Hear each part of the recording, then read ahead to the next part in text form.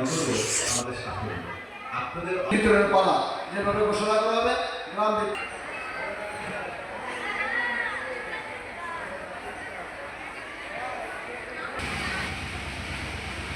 এবং সেই সাফল্যের ধারাবাহিকতায় আজকে আমরা ৭৮তম ক্ষুদ্রঋণ আপনাদের মাঝে বিতরণের জন্য উপস্থিত হতে পেরেছি।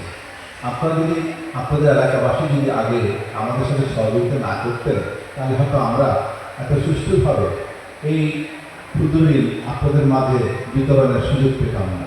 হয়তো আমরা অন্য এলাকায় আমাদের শিফট করতে হতো। আপনাদেরকে আমরা এই জন্য শুভেচ্ছা জানাই। আপনাদের মাধ্যমে আগে যারা নিয়েছেন ক্ষুদ্রঋণ এবং উপকৃত হয়েছে তাদেরকে শুভেচ্ছা।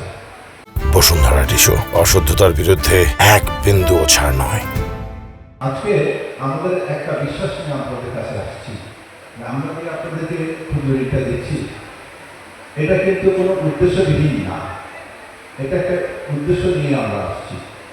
আমাদের বসুন্ধরা ফাউন্ডেশন যিনি সভাপতি, সম্মানিত সভাপতি, তিনি বসুন্ধরা বিভাগের চেয়ারম্যান, তিনি এই এলাকার কৃতি সন্তান এবং আজকে মঞ্চে যারা উপস্থিত আছেন আমাদের বসুন্ধরা ফাউন্ডেশন ট্রেজারার, উনিও আপনাদের এলাকার একজন কৃতি সন্তান।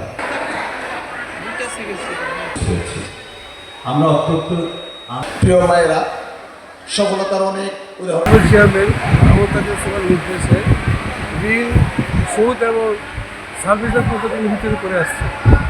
আজকে 2025 সাল পর্যন্ত প্রায় 20-21 বছর যাবত আমরা চালিয়ে যাচ্ছি। এই পর্যন্ত কিউমুলেটিভভাবে আমাদের ঋণ বিতরণ হয়েছে 29 কোটি টাকা। অর্থাৎ বলা চলে ব্রাঞ্চ এবং হোম এবং নবীগড়ের আংশিকে এই 29 কোটি টাকার সম্পদ বৃদ্ধি পেয়েছে। আর আমাদের আরেকটা মূল উদ্দেশ্য হলো ঋণ মুক্ত সমাজ গড়ে তোলা।